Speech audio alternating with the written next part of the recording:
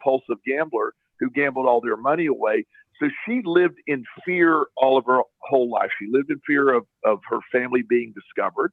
Then she lived in fear of when my biological father gambled all the money away, and she had two little kids with no way to pay or put food in the building. And then, still dealing with my alcoholic grandfather. So she lived constantly in fear. So a lack of emotional security, a lack of financial security became her narrative. And that was, and she passed away 2 years ago. And she, even though my dad, who I consider my dad, who adopted me and later she married a great man, he had an abundance, but over the years, she still lived in lack, even though he had plenty of money. Everything was a fear-based stuff. It was always fear-based, and always felt that she never had enough, and it was just something that was programmed, and she could never get out of it. She used to talk to me about. She said, "Well, son, I worked really hard. I built my life up. I'll drive it. It drove her crazy that I had a car and a truck." She said, "Why do you have two vehicles? Why do you have one of my cars is a Porsche? Why do you have a Porsche?" I go, "Because I can, because I want it." What? And she thought that was incredibly wasteful. Wow. And she said, "You need to save that money." And I go, I said, "I have an abundance, Mom. I don't need that. I don't need to. Yes, I have a lot of money in savings, and I have more money coming in." But she lived from a fear-based stuff, so it gets programmed. Yeah. And it's hard to unprogram it's like religion. You see people that are born into a particular religion and they're enmeshed in it for so long, and it takes them, some people never leave that religion, and other people I remember the first time that I'm a recovering Southern Baptist as well. And one of the things that's a great phrase. Yeah. Recovering Southern Baptist. Yeah. And one of the things that, while I always felt sincerely that there was a God of some sort or an energy of some sort, I felt that. Mm-hmm. But I never, even as a child, I was just like, I can't really buy into what you're telling me with all this stuff. Mm-hmm. I mean, there's a God. There's a God. I have that connection to something, but at the same time, when I try to filter what you're telling me here, that's something out there saying, no, not remotely right. So, but even as I grew and sort of discovered what I believe today, it was very hard. It was almost like, wow, have I been programmed wrong? Has my mom and dad been programmed wrong? It's really hard to step away from what you were programmed as a child as the absolute truth. Mm-hmm. Yeah, that's really true. It's a strange thing too, that when we want to have something like that, we get in a place of just believing and disbelieving at the same time is the best way I can explain it. Because on the one hand, we want to believe, right? We really, really want to believe. And on the other hand, without realizing it, we're buying into that, that lack syndrome and so forth. And if we get deeply into it, I mean, like with your mom, you get deeply into it like that, it can kind of take over and you don't even realize that it took over. I mean, that's what I got, the impression I got when you were telling that story, Joel, that she didn't even realize that mindset had taken her over. It was just, she thought it was normal. Mm-hmm. Of course. Yeah. Well, you get conditioned in thinking and responding, and it at some point it serves you, and it seems to work for a while. And so you adapt that as a defense mechanism. And, you'll always hear, well, I want to prepare for the worst case scenario. I want to do, well, yes, of course you do, because that somehow that seems protective. One of the statements, that people often say to me, well, I'm really worried about something. And I go, well, that's working well for you. You can always count on Joel to just lighten up your day, I tell you. Yeah. Well, but when you get him to see the absurdity of it, worrying is truly like praying for what you don't want. It's just simply bringing about, and anxiety, I happen to believe, being in the field that I'm in, anxiety is the culprit behind so many things. First of all, that's that movie Heal I told you about on Netflix, but it's also, anxiety is what trips up the law of attraction, because the anxiety is an emotion that is a vibration itself. And so the law of attraction goes, this person really loves anxiety. Let's give them a lot more.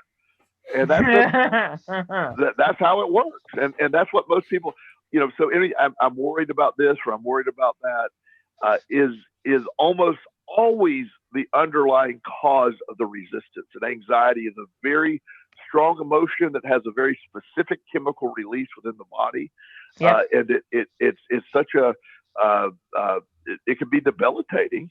And it's sort of the go-to emotion that doesn't, it served us well years ago when we were fighting the saber-toothed tigers and the dinosaurs, but it doesn't apply anymore.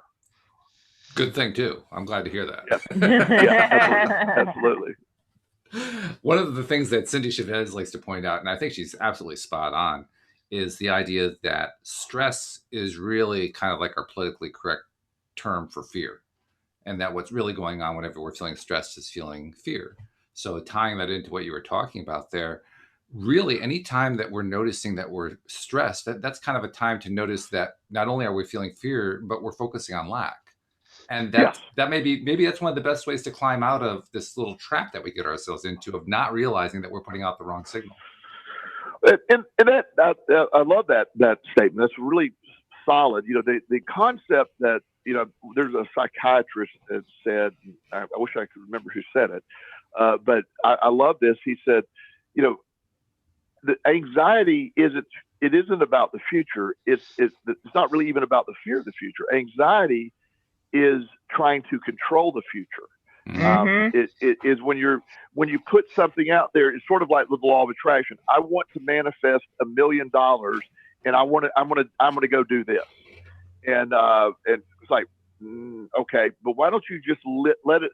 I manifest. I have $1 million. I have an abundance. I have everything I need, and let the universe fill that void and be open to all the signs. Or I'm going to go do this, or I'm going to go do this. And that I know people that I'm going to go win $100 million on the lottery this weekend. I said, well, I wonder if anyone else is thinking that as well, or it's just like okay, you within that you're limiting the universe to, or the manifestation process. You're limiting that to a 1 in 300 million chance.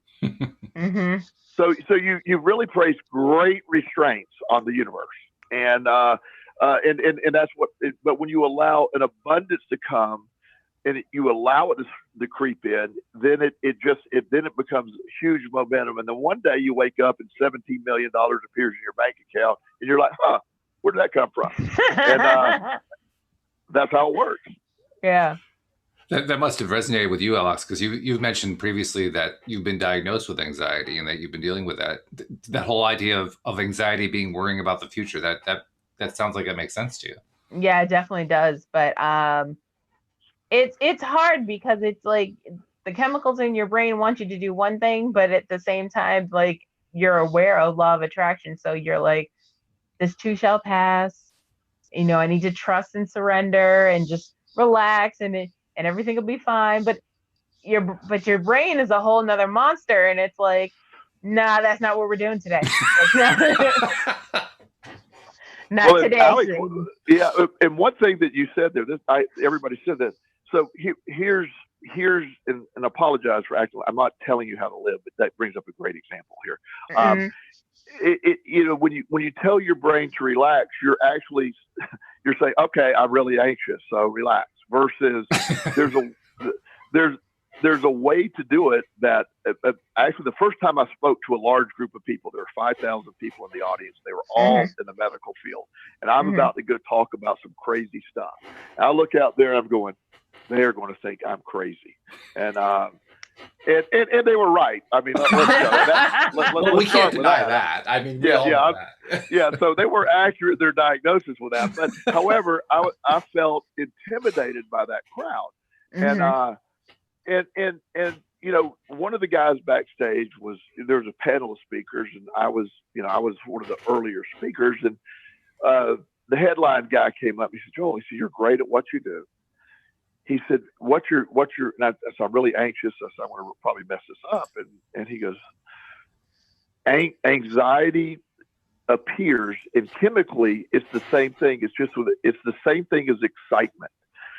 Anxiety physically is manifest. It's in the body. It's the same. If you measure the stress chemicals from anxiety and excitement, they almost appear identical, but one has a negative effect and one doesn't, because excitement is something that you view as a positive. And for whatever reason, that moment, that exact moment when he told me that, I changed I'm really excited to be here. And it worked. It's something that I carried over these years. So instead of telling myself, I said, wow, I'm really excited about my future. I used to mistake this for anxiety, but I'm really excited about this great stuff happening. And the body then perceive, okay, well, yes, I mean, let's fulfill that excitement by fulfilling it with great stuff. And it is a life hack that works for many people. And by the way, I'm not minimalizing, like you're saying.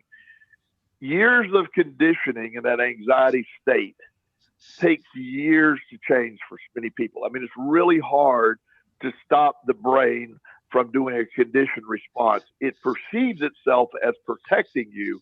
That's why it's doing it. It's not trying to harm you, but the brain is saying, Alyx, we're here for you. We want you to worry about all this, and that way you're somehow protected. And it's not the case, but that's what we've used it for all these years.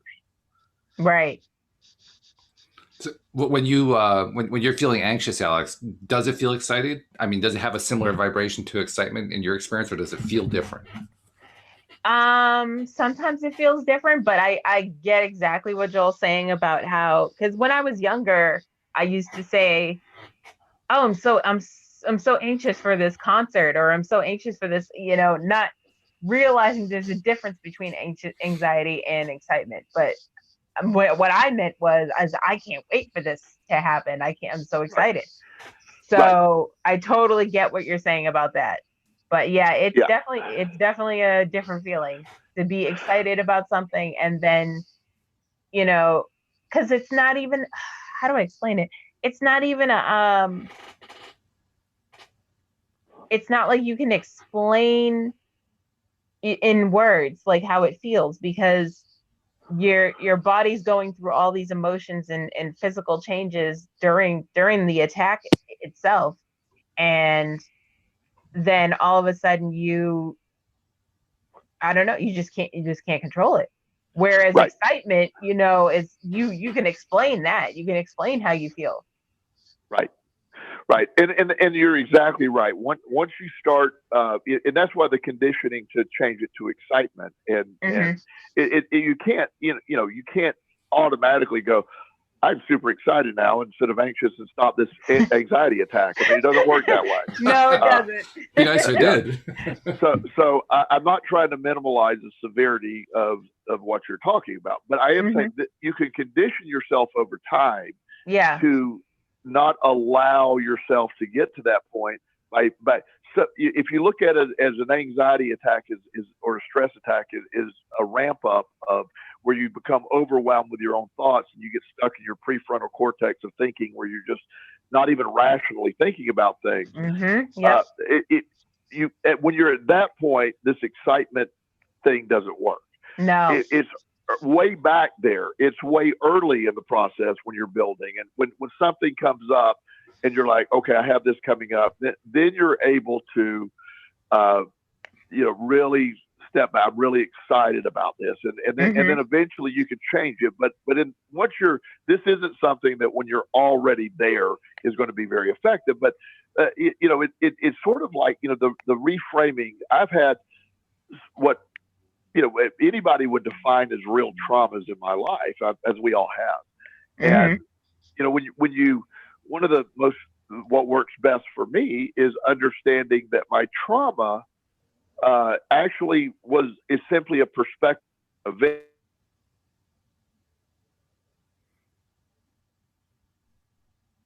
Uh-oh, we lost Joel again. Who's his phone carrier? I don't know, Joel. I think you need another carrier. That's all. Different internet connection. This isn't working. Here he comes.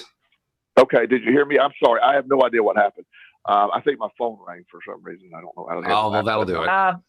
Every time. So, Yeah. so we lost all that part, the way the phone was ringing. Okay, well that's all right. So anyway, so with my perspective on trauma takes place when I'm able. How I go with that is I get to choose whether something was a trauma or not. I didn't know that a long time because how you view something. I had an event when I was a real quick event. I won't go into the whole story, but I was really desperate. I was homeless in Las Vegas, and I had no food. I was starving. I ate out of a trash can. I slept with a really rough time. Well, later in my life, a crazy chain of events made that event very relevant.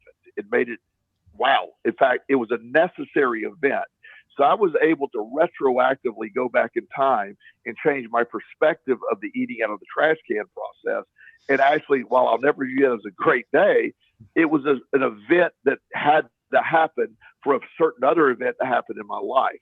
So I'm able to change that perspective. And so we, in a sense, we can do that with anxiety or what's going on.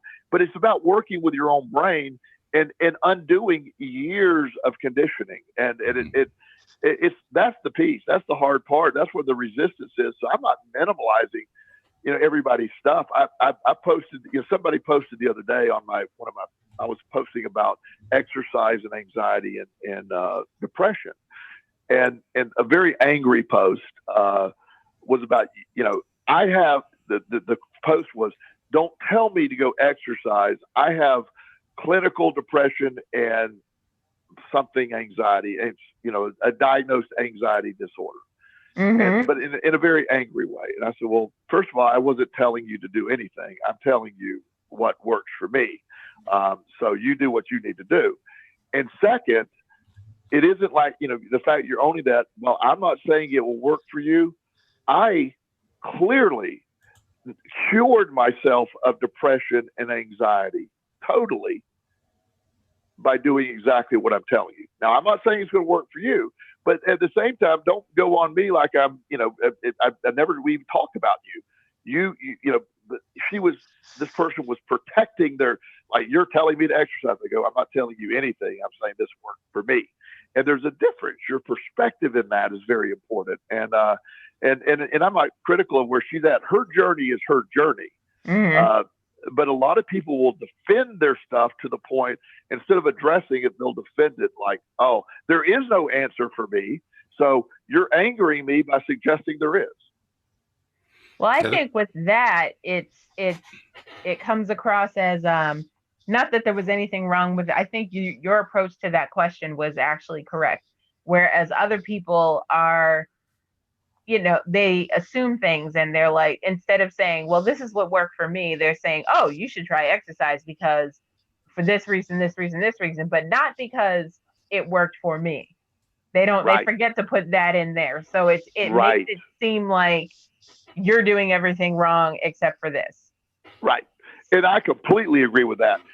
My whole everything in life is simply about me. This is what worked for me. I'm the ultimate believer in something called bio-individuality. I do not believe that everything works for everybody. I don't judge other people on what they've been through. I don't judge. I've been on my own journey. I have seen there's a million ways to get to where we need to be. I offer a path that worked for me. It is in no way judging another person's path. I don't. I learned that. If you try to judge my path, wow. Yeah, we got a lot going on there. So yeah, and so that's sort of the point, is how you present it. It's when you. That's what I believe worked for me. But somehow somebody gets angry. So, well, your depression is not as bad as mine, so that's why it worked for you. It's like, well, that's just as bad. That's like that's diminishing your depression. Like, you can't say this is how depression is for me. That's how you're supposed to say it. Right. I've had 3 suicide attempts in my life. I've taken a fatal dose of pills. I've poisoned myself with carbon monoxide and survived that. And I forget what the other one. Oh yeah, cut myself. And none of those were, thank God, none of those were quote unquote successful. But to say, oh, but by the way, your depression was not as bad as mine is you don't know my story, as I don't know your story. Right. So it's almost, you can get in a position of being stuck on things that become irrelevant. Within the addiction, I work with a lot of addiction, and within addiction, one of the things I found amazing is I will have people that get into these ridiculous arguments about, is addiction a disease or not? Yes, that's common. A lot of people talk about that. Yeah. And I hear all that, and I say, and I'll have people say, want to argue with me. I go, I don't care. Why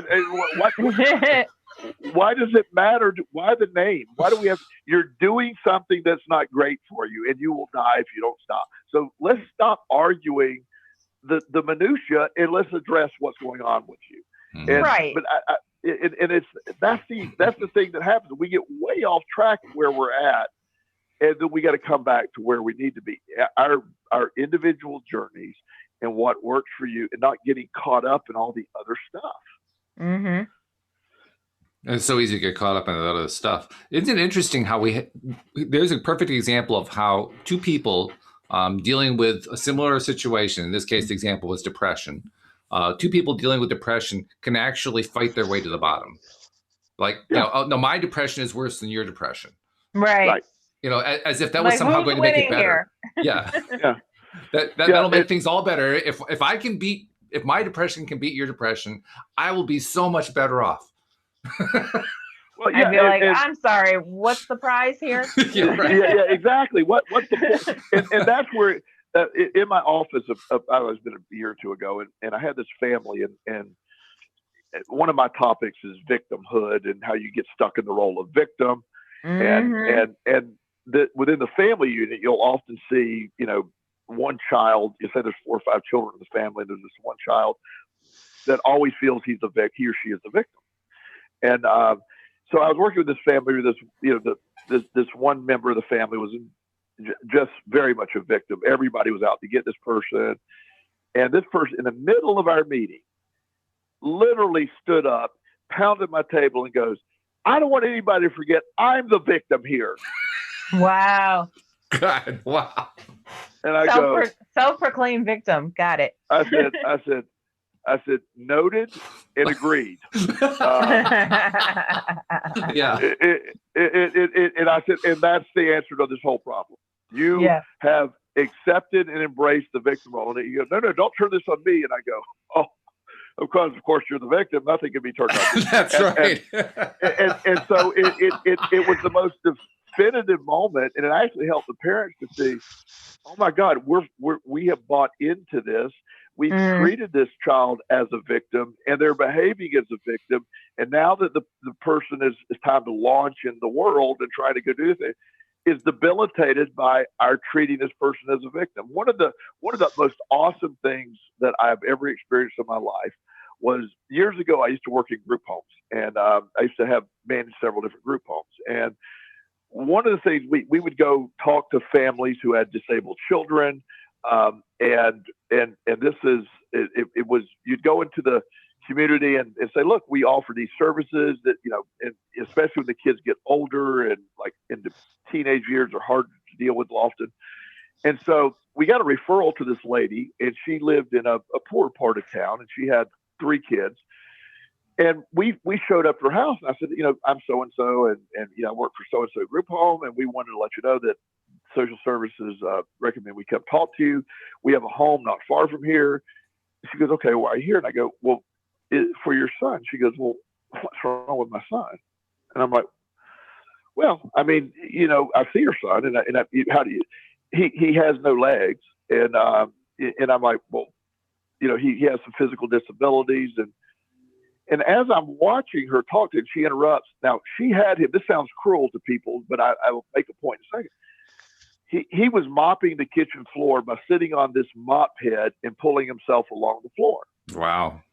And she said, you missed a spot. And I was like, oh my God. Okay. And at first I was like, sort of like, wow, this is not in the right direction. And then I realized after watching her interaction, she told her brothers, you guys need to go play basketball. Take your brother and you guys go play basketball. They put their brother on their back. They walked down the basketball court. And she goes, now, what are you guys here for? And I go, never mind. I said, we're at the wrong place. I apologize. Well, She did not treat that child any different than the rest of her kids. If that child, and again, different times, but if that child needed a slipper upside the head, he probably got a slipper upside the head. I didn't see that, but all the kids got slippers upside the head, so it's probably what happened. And the kid didn't view, and he's a very functional kid. He just liked legs, and now we did hook him up eventually with some prosthetic legs. That worked out great, but the point was, she wasn't viewing it, and the kid didn't view himself as a victim, and he had just as many chores as and the other boys. They would get in fights, and nobody ever said, by the way, your brother has no legs. It didn't matter. Right. And that's how the world should be. It is. And this was an amazing, resilient lady. And it dawned on me, I go, why are we here? And it started my journey of understanding. Wow. I wish everybody was that. And again, I'm not about, anyway, if people need assistance, there's no way I'm suggesting they don't. But don't debilitate them by stopping them from achieving what they're able to achieve. Mm-hmm. Especially with a kid who's developed that perspective with the help of his mom, apparently. That perspective that he was a perfully normal kid. I was just going to say that. It's all about perspective. His perspective did it. Yeah. And all of this is about perspective. So when we talk about how anxiety becomes entrenched in where we're at, it is it very much is an effective sort of thought to see, yes, this was a perspective that was handed down generationally. It was a coping mechanism that often is, you'll see that families that worry tend to worry. And moms that worry tend to pass that down, and that energy vibration I talk about is very real. And when you're around anxious people, you unintentionally are programming. You're picking up that energy. One of the probably best example I have. I was driving through with my son Chris, my middle son Chris. We were in the middle of North Carolina, and I was going through this unbelievable storm. I mean, I could barely see, and it was terrible. And Chris looked over at me and he goes, "Are we going to be okay?" I was like, "Well, I don't understand." He goes, "Of course we're going to be okay." Well, I was up on the steering wheel. I was really intense. He picked up on my anxiety as we're driving through the thunderstorm, and I didn't realize I was putting that out there. And so I relaxed my posture and took a deep breath, and then he was okay. But the energy I was putting out was making him anxious. Well, imagine spending a lifetime with that energy and then trying to deprogram it or reprogram it or remove it later on. That's how it happens. Mm-hmm. Wow. It's amazing how we have such an impact on people. I mean, there's an example of having an impact on somebody without even saying anything. Yeah, you just did it through body language. Mm-hmm. Right, and body language and that energy vibration. I may have mentioned this on the show before. My as quick as I can tell the story, my mom was visiting my sister. She used to go sit with the dogs all day while my sister went to work before my mom passed away a couple of years ago, and she would go there. My sister had this bulldog. It was very real rough and tough, very cool little bulldog, and then I stopped in. My sister was working. I was visiting in Florida. I stopped in and visit my mom, and the dog was sitting in her lap, and my mom used to rock all day and chew the side of her lip and read. And I'm looking at the dog, and the dog's just shaking. I'm like, what is going on? And I realized my mom is probably the most anxiety-filled person I've ever met. She spent every day looking for things to worry about, and the poor dog became this anxiety-filled mess just by picking up on her energy, and she had no clue. And dogs are very receptive to your energy. Yes, they are very receptive, and so that's why I think that you saw that, and that, I was almost, if I could have filmed it, I would have, as an example. That really would have not gone over well with my mom, but. It was so evident that dog was just clearly sitting there all day with my mom. Just whatever my mom's worry would be, it just would pop into her head. She worried all day, every day, for years. Mm-hmm. Wow. And you know a little bit about the receptiveness of dogs, Alyx, because you got two of them as service dogs. And Yes. their job is to do exactly that, right? Well, the thing is about Rusty is once I had my breakdown, I moved in with my mother, and then we got Rusty. So Rusty became accustomed to my situation, growing, from a puppy stage. So my anxieties became his anxieties. He was totally fine in thunderstorms. Once he realized I wasn't okay in a thunderstorm, then all of a sudden he's like, "Oh no, we don't do thunderstorms." There you go. Yeah, exactly. That is the best example ever, right there. That's perfect. And then also on the flip side of it, when I had my brain surgery and then the side effect was seizures, I started having seizures. Then he noticed I was starting to have seizures. So I don't know how he knows ahead of time, but he does notify me, okay, you're about to have a seizure. You have about 10 to 20 minutes to get somewhere soft where you're not going to hit your head. And he just did it automatically just by being by my side at all times. And he does not leave my side, like, at all. Wow. And that goes so deep, how they can pick up on all of that. We are energy. That's all we are. Mm-hmm. And dogs pick up, animals. I didn't know all that about it. Now, congratulations on just being so in tune with all that. But and congratulations to the dog. What an awesome dog to be able to do that. where I have a friend that has a cat that I'm convinced she posts stuff all the time, and this cat picks up. This is getting way out there. Picks up like spirits or whatever, because it'll be in the room. Oh yeah, they do that. Yeah. Start looking at it, like it's like one moment it gets riled up and hisses at the wall, and then the next moment it goes over there and sort of rubs up against the wall, and it's like, wow, I wish I could see what that cat was seeing, but it's a normal cat. It's just they're much more in tune because they haven't blocked it out. I mean, we've been told none of that's real, so we I think we have shut it out of our filter, and we don't see it either. Yeah. And humans aren't as intuitive either of that stuff, I believe. But it the energy vibration of when you can live your energy and that you're trying to do is when you come. Then that's when your energy matches and is congruent with what you're seeking through the law of attraction. That's the $1 million answer right there. And that's part of what we try to teach on a regular basis, which is kind of odd, because I've only, since doing the podcast, been able to get to the point where I start experiencing stuff, primarily through my co-hosts and them teaching me and showing me what they know and so forth. Linda Armstrong in particular has helped me really connect in many ways where energy is concerned. And so I actually get to the point where now I'm feeling it. But I have to admit, there were times I felt like I was kind of a fraud, because I'm talking about all this stuff with people and I was never ever feeling any of it. So you just made me feel a little bit better, Joel, that, well, yeah, of course, we're programmed not to feel it. So I'm on the right track. Yeah. Well, and that's part of the journey. You instinctively knew this is the correct thing. You instinctively knew what we're doing is correct.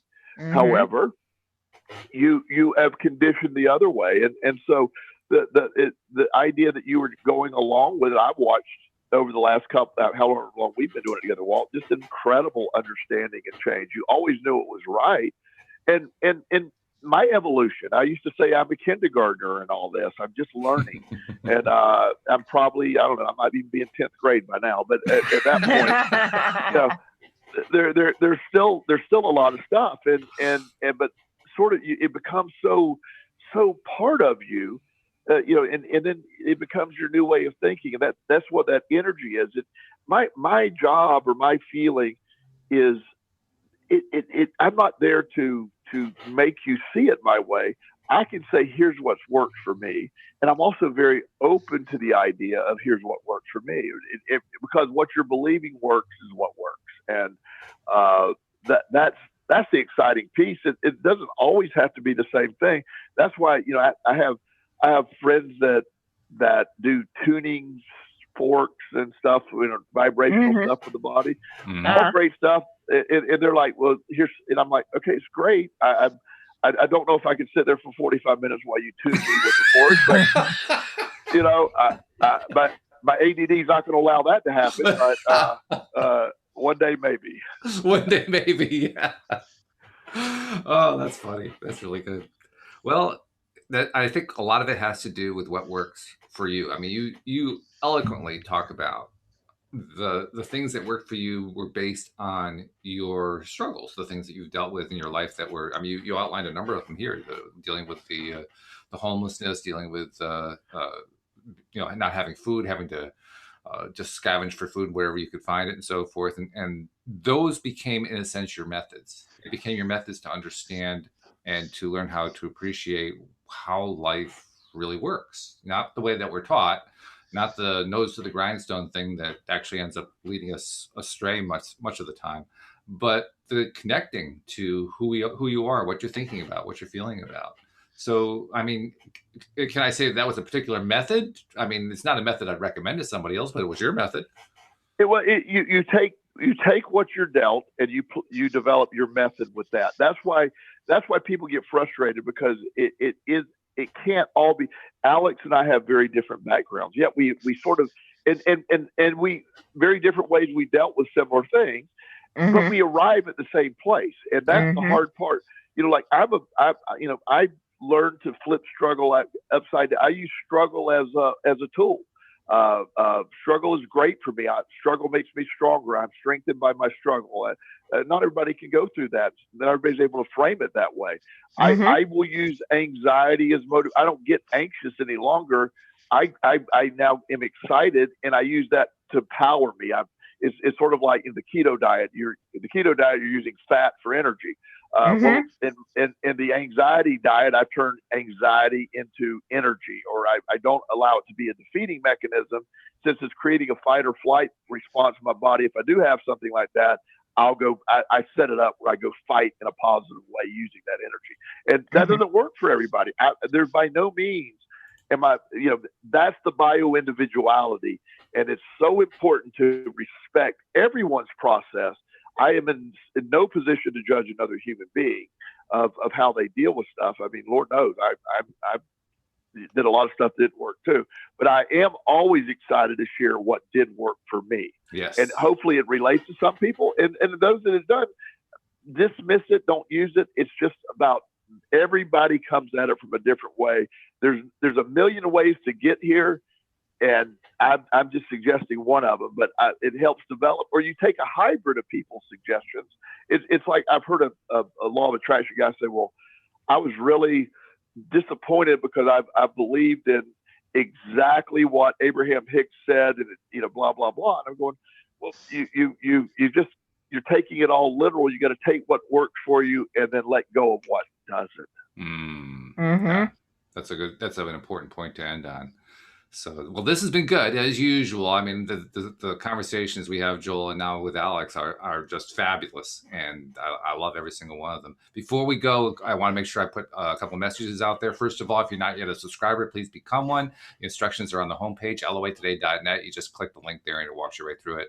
And share the fact that you're listening as well, so that more people can get their daily doses of happy. And Joel, how do people reach out to Joel Elston, the coach, in case they want to get a little personal assistance? JoelElston.com is my website, or JoelElston@gmail is my email. I'd love to hear from all our listeners. That sounds good. Always try to respond back. And Alyx, what's happening on Spoiler Alert? Anything new that people need to know about on your podcast? Well, there's a lot of season finales and a lot of TV show renewals for second seasons for what do you call it? Freshman shows. Okay. Yes. So something more to tune into. Very good. All right. Well, then we'll leave it at that. Thank you to our few live stream listeners who found us on YouTube. Once I figured out how the recording portion worked, but I'm still figuring that part out. We'll get that part ironed out. But thank you to you guys. Thanks also to our podcast listeners, because that's where the vast majority of our listeners are. And without them, we wouldn't have a podcast. So thank you very much. And we will see you all next time here on LOA Today. Goodbye, everybody.